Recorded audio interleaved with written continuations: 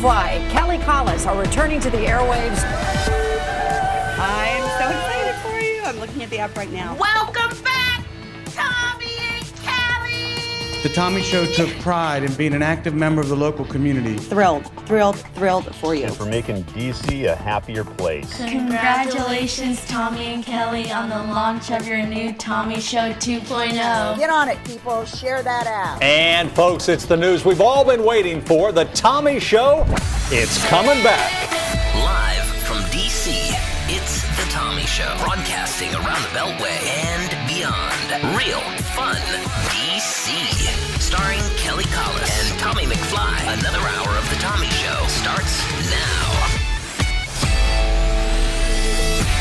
Happy first day of school, Kelly Collis. I haven't seen you all summer. Welcome back. It does feel so good. The first day of school to me is just like the beginning of a new year. Yeah. Like literally of the calendar year. New clothes, new shoes. The kids are off to school. So much promise and hope. People are paying attention to life again. Yes. Because it is interesting whether you are able to take like a day of work and life off or you go away and use summer elsewhere. There's just a mental state of people not really focusing on anything throughout the summertime. Yes. And it just in a return to routine too, right? Because even if you don't have kids, I feel like the traffic becomes a little bit more routine. Yep. Life just kind of returns. Congress comes back into session. I mean, those are children as well. Right. Here in D.C., that affects us. That's true. So it's back to school time. Yes. I love it. And this may be the sound of your school.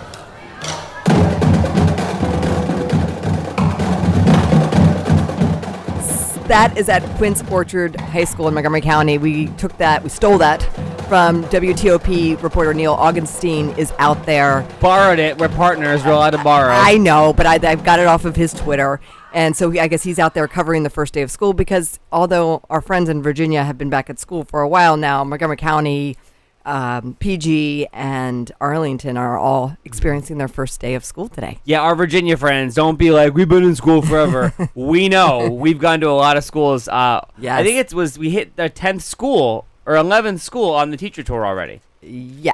We're going to our 10th school today. Or Thursday. Thursday. Visiting all the schools, 20 of them with the Virginia Lottery, doing Georgetown cupcakes and all of our swag and Virginia Lottery goodies for those awesome teachers who are making it all happen. And I want to see those back to school photos, peeps. If you're watching on our Facebook Live and you want to share your photos of the little angels going off to school, or maybe it's a celebration the moms and dads are having as they ship their children off to school today. I think you should tell the class, Kelly, how you got your kids' back to school photo this morning. Well, they were with their dad over the weekend, so they're with their dad this morning, and I threatened to take their phone away for a month if I didn't get a back to school photo of them. And you know what?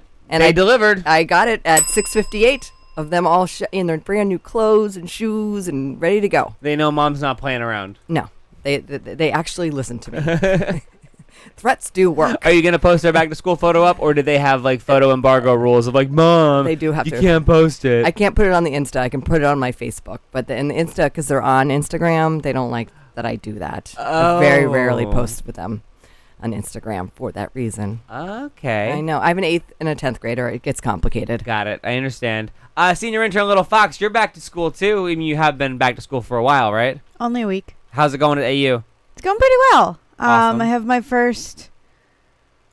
So, okay, my classes are kind of weird. This semester I have a weekend class. Oh, that sounds terrible. And it meets only 6 times throughout the entire semester, so it's That sounds three great. weekends of my life, but it's both days of the weekend. Oh. For like 8 hours. It's like a National Guard class. I feel like that's a very efficient. No, just get it out of the way. Totally. Yeah, I mean, it kind of is going to be awful because it's noon to 8 p.m. Ooh. Wow. Saturday and Sunday. So I have that class for the first time this coming weekend. Well, and then I have class tonight. You better send Kelly a first day of class picture, or you also are not allowed to have your phone. Senior intern Little Fox. Gosh, she's very threatening with those pictures. She wants to make sure that you get a first day of school photo. I might have actually taken a selfie last Tuesday if you want that first day of class picture. I do. Okay, I do. I'll send it to you. She's keeping track of them all. Tommy, You've got your Minnie Mouse sleeveless shirt on this morning, Kelly. I did feel like it was an appropriate way that I'm celebrating and being a sort of a child here. But Tommy, I wanted to ask you something. Since you don't have kids, I mean, you have your dogs.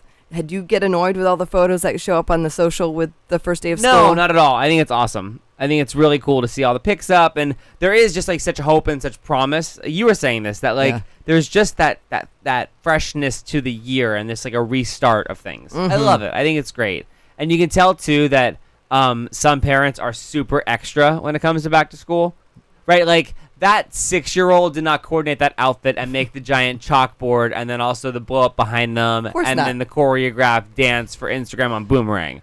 That 6-year-old, that was not their thought. Did you see that photo that went viral? It was last week. It was actually over in Great Britain. They took a photo of this little girl, and she was about 5 or 6 years old. She had her knee highs all up. Her hair was perfect with a little bow, and her shirt was tucked into her skirt.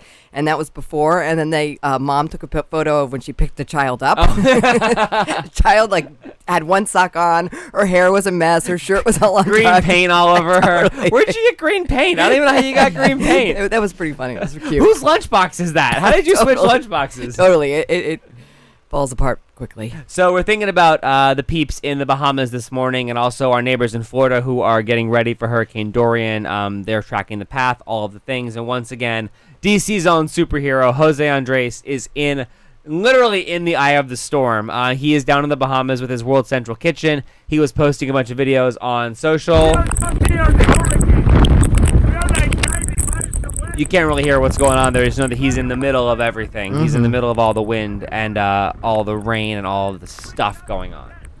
Yeah, and what's really cool is what he does is basically just provides food for people that really need it. And I guess he was in Nassau, which wasn't getting hit, preparing the food. Right. And they have the resources to get the food. And then once the storm calms, he's heading. The hurricane still is over Grand Bahamas, and we need to make sure that everything is safe for the relief teams to go in and help. Yeah, so that's just awesome that he's doing that, because I was wondering how they would be able to maintain a kitchen in an area that's getting hit so hard. But he waited out the storm and then delivers, and that's when they really need it. They've really gotten, and this is so weird to say, but they've really gotten like disaster down because World Central Kitchen has been responding. I think Puerto Rico was the first one they responded to last year. And then since then, they've gone everywhere there's been need and everywhere there's been disaster. And Jose Andres, which is really cool, has inspired other chefs to get involved. Like when we interviewed Guy Fieri, he told us that he did the big disaster kitchen after the wildfires in California because of what Jose Andres did. And it was something that Jose started that before this, the way that food and the way that meal preparedness happened after disasters was really archaic, and it was super expensive and the food wasn't good. And they go in there and he gets these chefs together and they do this really delicious meal on a mass scale for all these people. It's incredible. It's absolutely incredible. Yes, it really is. And it's just such a obvious thing that people need that never really was streamlined well. Right. And it's great that he does that. And if you go onto his Instagram, you can see the food in the background. What I love about him, too, not only does he have a big heart, but the way he describes making a ham and cheese sandwich, it sounds like the best ham and cheese sandwich you're ever going to have in your life. Totally. I would. There really needs to be a Jose Andres reality show because, so Friday he was at Wolf Trap when they did Wait, Don't Tell Me, the quiz show, and then he was, I don't know if he took a canoe or a private jet or hovercraft or teleported, however he got there, I don't care. Now then he was in the Bahamas, tied to a tree, getting ready for the what is your life, dude? And plus he's running all these restaurants and everything. He's incredible. Just strap a GoPro on him and just let him go into the wild. Where do I click for more information on Jose Andres? You were following, Kelly, the Coco and Naomi just awesomeness over the weekend too. Yes, of course the U.S. Open was going on, and Coco and Naomi, she, of course, Coco Gauff is 15, Naomi is only 21, and they met face-to-face on the court. And what was incredible is that Naomi did beat her. I mean, she was the number 1 seed. And just how much they have respect for each other. So take a listen. I remember I used to see you guys training in the same place as us. And for me, the fact that both of us made it, and we're both still working as hard as we can, I think it's incredible. And I think you guys are amazing. I think, Coco, you're amazing. Now, them talking and being on the interview together, that's new. Yeah, so Naomi, at the end, they do the big interview, invited Coco to stay up for the after-match interview, which is kind of not really a thing. She asked if I could do the on-court interview with her, and I said no because I knew I was going to cry the whole time, but she encouraged me to do it. Aww. I like that. And I feel like in this day and age, not to get on my soapbox, I do think that there's sort of a reverse where there's women in particular very supportive of each other. Yes. Where they can be fierce competitors. I mean, obviously they are. Someone has to win. But to have that type of encouragement with each other is really nice to see. Absolutely. Yeah. It's good stuff. Now, Naomi went on to win or lose 2 days later, but still an amazing athlete. That was kind of an upset since she was the number 1 seed. Right. Right. But she's just incredible. It was just good. Even if you're not into tennis, you can get behind that. It's good stuff. I do think it's annoying, though, that all the tennis commentators are like, no, Coco, you're only 15. And she's like, I know I'm 15. I know I'm 15, guys. I mean, you're only 15 years old. Like, whenever she loses, oh, she's only 15 years old. Shut up. Like, of course you know she's 15 years old. She's like, don't talk to me that way. Well, she doesn't say that. But I imagine in Coco's, like, inner monologue, she's like, oh, really? I'm 15? No one told me. Thanks. I wonder when her birthday is. I mean, you're only 15 years old. Shut up. Okay, tell us how you really feel, Tommy. I just feel bad for her because I've seen a lot of interviews with her now, especially since she came to City Open. I've been like following Coco. Every interview that she does, they go, "Oh, I'm 15 years old." They're like one of those little like bobbleheads. Well, they're on message, Tommy. I guess. I know. I want her to be like, I know. What were you doing at 15 years old? You're probably like one of those back to school after photos with your sock missing. Get out of my face. That's what I would love Coco to do, but I know that she won't. No, she's way too. Hold on, I'm 10 years old. It's the beginning of your breakdown, Tommy. No, it just makes me laugh every time. All right, can I shift gears and talk about Prince Harry and Meghan? So today, breaking news, Prince Harry announced that he is starting a eco-travel company with some big corporations, and this is coming on the heels of them getting a lot of criticism for flying private jets when they went on vacation. My life travelling the world by commercial. Occasionally there needs to be an opportunity based on a unique circumstance to ensure that my family are safe. Yeah, so he's saying that they went private because they were traveling with a young baby and there was some safety issues, and that's why they did it. It's very interesting. It's very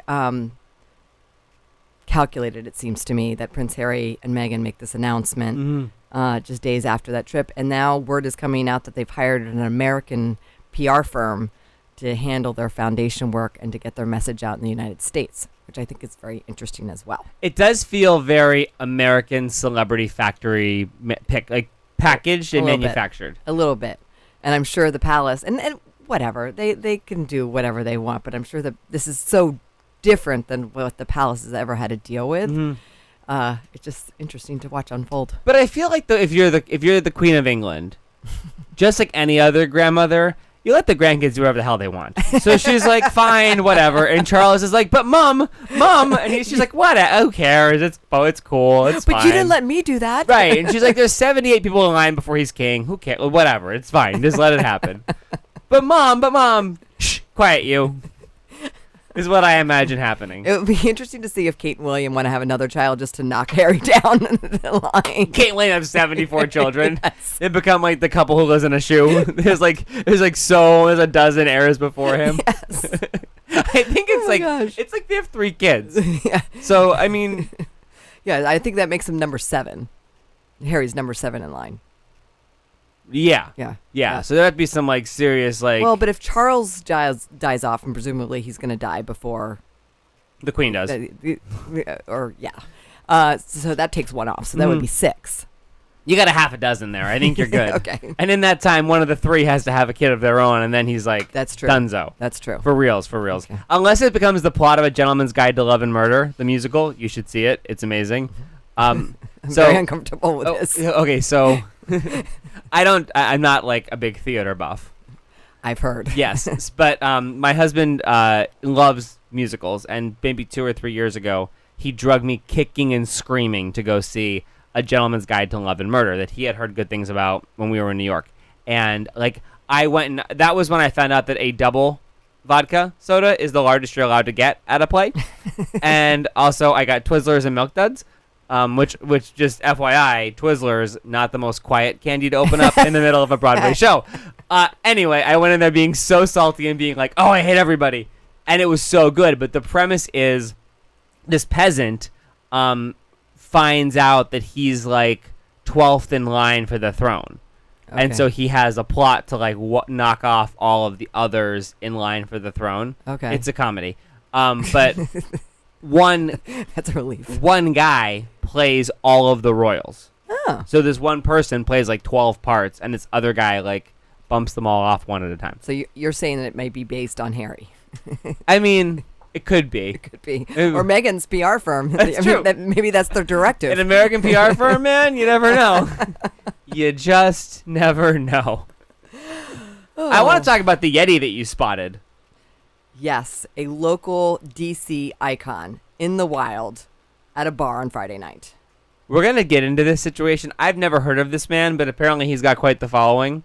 And apparently he has been delivering the goods for quite some time in the DC area. Also, we want to know about the local legend that you spotted in the wild, if there is one. If you like ran to a notable and you're like, holy cow, we want to hear that story. Use the open mic button to record a message on the app, or if you're listening on Alexa or Google Play, you can use the call us button at 202-908-1288.